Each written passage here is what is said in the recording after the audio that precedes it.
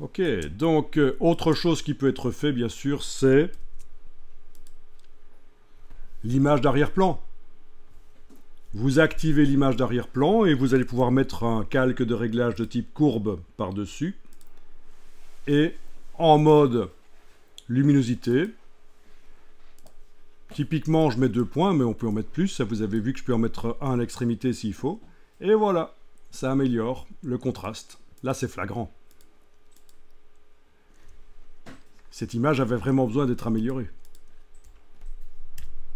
Et éventuellement, je descends sur chaque couche. Donc, le principe, notez bien. Est-ce que vous connaissez les encres d'impression cyan, magenta, jaune? Donc, bleu, cyan, rose, magenta et jaune. Ça vous dit quelque chose?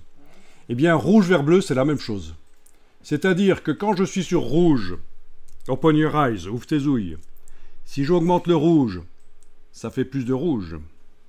Si je le diminue, ça fait plus de cyan. Donc c'est bien cyan, le rouge. Si je suis sur la couche verte, quand je monte, il y a plus de vert. Ah mais attendez, il y a un problème là. Voilà pourquoi ça ne change pas. Dans ce cas-ci, j'ai fait une gaffe. Haha. Et personne ne me le dit, c'est quoi la gaffe que j'ai faite? Ah, et ceux qui connaissent Photoshop déjà un peu. J'étais en train d'essayer de modifier les couleurs et ça marche pas. Non, ça n'a pas sélectionné votre... Non, non, non, je suis bien en train de travailler sur un calque qui est au-dessus de l'image d'arrière-plan. Non. Open your eyes, ouvre tes ouilles. J'ai été le faire passer en mode luminosité pour qu'il ne modifie pas la couleur. Et donc c'est normal qu'à aucun moment il va pouvoir modifier la couleur. Donc, pour modifier la couleur par les courbes, je dois en mettre un autre. Le voilà. Celui-là, je vais le renommer, tiens, comme ça vous comprenez bien. C'est celui pour la luminosité. Et celui-là, c'est pour la couleur. Voilà. Et celui-là, je ne le mets surtout pas en mode luminosité parce qu'en fait, je vais aller sur chacune des couches. Et j'étais donc en train d'essayer de vous expliquer que rouge, quand on monte, ça augmente le rouge. Ah, là, on le voit. Là, on le voit. Et quand on descend, c'est du cyan. Vous le voyez? Donc, c'est bien cyan. Et quand je vais sur vert, quand je monte, c'est vert. Quand je descends, c'est magenta. Donc, c'est bien magenta. Bleu, quand je monte, c'est bleu. Quand je descends, c'est jaune. Voilà. Donc, vous pouvez vous dire, je m'adresse à ceux qui seraient perturbés par rouge vers bleu. Je n'arrive pas à comprendre comment corriger des images rouge vers bleu. Par exemple, c'est ce que vous vous dites. Mais dites-vous que c'est la même chose que cyan, magenta, jaune. Rouge, c'est cyan. J'augmente, c'est du rouge.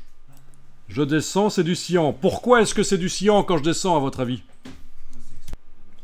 Mais parce qu'en diminuant la quantité de rouge, vous favorisez les deux autres couches. Vert et bleu ensemble, ça fait du cyan. Et c'est toujours le même principe. Si j'augmente le vert...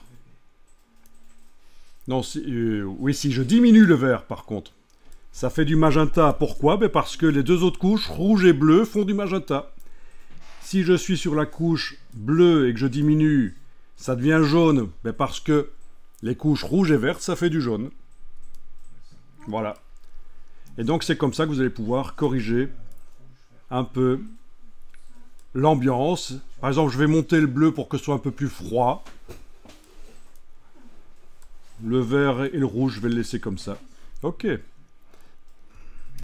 Alors ici, j'ai juste tapé Chromaticity Diagram dans un moteur de recherche. Et je vais afficher, par exemple, on va voir si j'en trouve un intéressant. Voilà. Voilà. Est-ce que vous avez déjà vu ce genre de schéma? Donc pourquoi je vous montre ça? C'est un schéma qu'on rencontre souvent dans les magazines et il permet notamment de comparer des performances d'appareils quand on met des triangles, des choses comme ça par-dessus. On peut comparer, est-ce qu'un moniteur affiche plus de couleurs qu'un autre? Mais bon, ici, il n'y a pas de triangle qui sont dessus. Alors c'est un schéma qui est censé représenter, le but c'est de représenter toutes les couleurs visibles par l'œil humain. C'est un schéma. Ça ne veut pas dire que là, vous êtes en train de voir toutes les couleurs visibles par l'œil humain, bien sûr. C'est une représentation schématique. Pourquoi je vous montre ça? Ben ça parce qu'il est intéressant, par exemple, quand on se rend compte que quand on reçoit des ondes courtes qui sont perçues comme étant du bleu et que le même objet émet, en quelque sorte reflète, des ondes longues, ce qui est perçu comme étant du rouge, eh bien la couleur qu'on va percevoir, c'est du magenta. Suivant la quantité de bleu ou de rouge, donc d'ondes courtes que l'objet reflète de la lumière blanche, ou d'ondes longues, on aura un magenta plus ou moins bleu ou rouge. Et vous avez à peu près le même principe ici. Quand vous avez des objets qui reflètent à la fois des ondes courtes et des ondes moyennes, c'est perçu comme étant du jaune.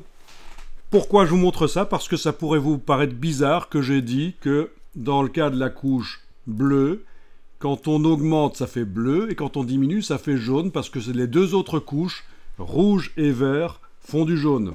Et là, vous vous dites, mais rouge et vert, quand on mélange, ça fait du brun. Mais non, là, vous réfléchissez en termes de pigments. Ici, on est en lumière. Voilà. Donc, c'est le principe.